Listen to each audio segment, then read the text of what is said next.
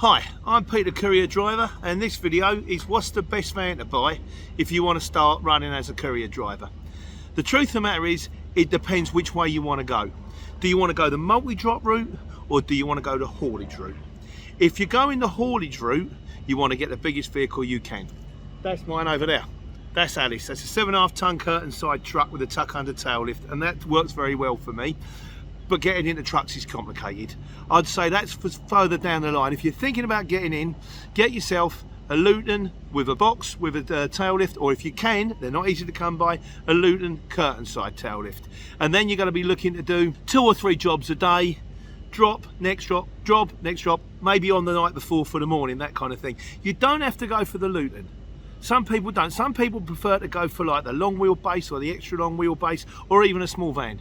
Haulage can be done in small vans. You're pottering around from here to there, but you're going to get less for every load.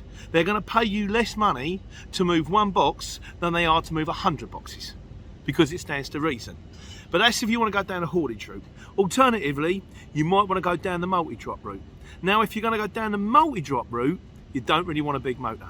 Because if you're going to be doing 200, 250 drops a day, you don't want to be trying to get around windy streets with cars parked on either side, and you're going to have to be stopping everywhere. You want a tidy little motor. So you're really going to be looking at something from a small van, medium wheelbase maybe. You could even do it in a car, in fairness, up to maybe a long wheelbase. You've got your side door then. So you can actually pull up, open the side door straight out, have it in the back door, that kind of thing. If you are going to do the multi-drop, get yourself a decent multi-drop app. The Circuit one's very good. That's actually got a little feature where it's called Package Finder, where it will find the package in the van, and it's also got another feature, whereas if you want to only pull up on the left-hand side where your side door is, it'll always put you outside the house. But the other advantage with doing it the multi-drop way is the fact it's easy to get into. If you haven't entered the game before, it's a good way to learn. And also, if you want to use the van not just for a van, say for example you want to use it as a van, but you also want to use it at weekends to take the kids to football, or you want to go down to cinema, if you get yourself like a medium wheelbase with like a regular size roof, you'll still go into car parks, you can still park it on a driveway, you still don't upset the neighbours. Try and park that on the driveway, my neighbour's going to get the ump.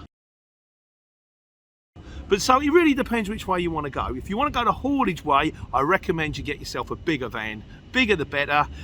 Worry about the lorries later. Get the van thing under your belt first. If you want to go down the multi-drop route, then a tidy little van, even a car, going up to like a long wheelbase van, so that you can get in and out the parking spaces easier, you can park easier, you can get the parcels off quicker, because time is money.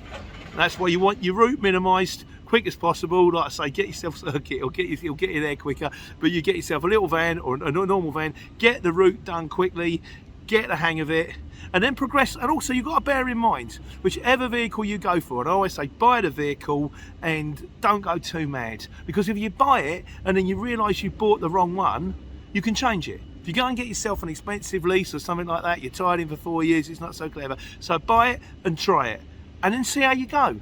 And if you don't like it, you can always swap it, you can sell it, move on to the next one. I hope that helps. There's going to be more videos on the subject of courier driving, so if you like the channel, if you could please subscribe. And also, I've got my own channel over on YouTube. It's called Pete the Courier Driver. Take care, take money.